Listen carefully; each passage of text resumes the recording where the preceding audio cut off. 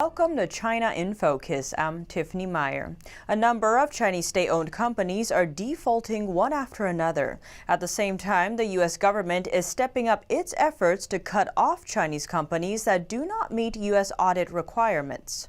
Corporate debt defaults are nothing new in China. But what is new in 2020 is that almost all of this year's corporate defaults came from high-profile entities, notably those that claim to be too big to fall. Chinese companies from industries like banking, high-tech, energy, and real estate reportedly defaulted in November. On November 13th, China's Baoshan Bank officially announced that its $980 million worth of Tier 2 capital debt was permanently canceled. The announcement was made after China's central bank officially liquidated Baoshan Bank's capital, confirming that the bank is severely insolvent and cannot survive. The cancellation also means investors will completely lose their investment funds. It's an unprecedented move in the history of China's commercial banks. But it's not just privately owned companies that are facing the financial troubles. China's state-owned enterprises are also involved. Yongcheng Coal is a state-owned credit rating company. It too announced its $153 million bond default in recent weeks due to cash flow constraints. Now Yongcheng Coal is fighting for a debt extension. The extension proposal must be approved by all investors before it can take effect. But investors have decided against allowing the extension. They say Yongcheng maliciously failed to do their due diligence and pay the debts. That's because just before the default announcement, Yongcheng transferred its core assets to two other entities, with no cost requirements and ahead of schedule.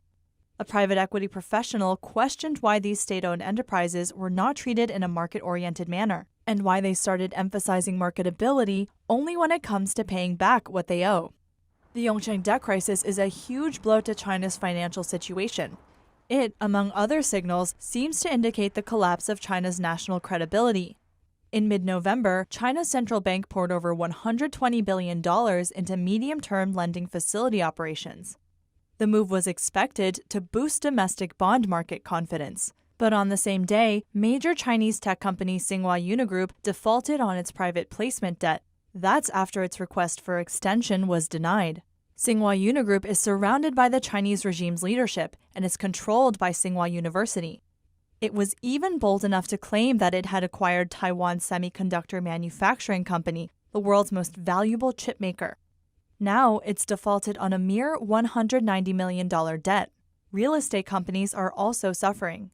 Fujian Fusheng Group was once given the title of real estate predator on China's rich list, but now it's unable to pay off $90 million in debt. Its default was announced on Thursday. Immediately after, the group's principal credit and related bond credit ratings immediately sunk from A+ to C. Bloomberg Businessweek recently summed up the situation in a comment, noting that if 2018 was the year China's private sector began to collapse, 2020 would be marked by a series of defaults among the country's state-owned companies.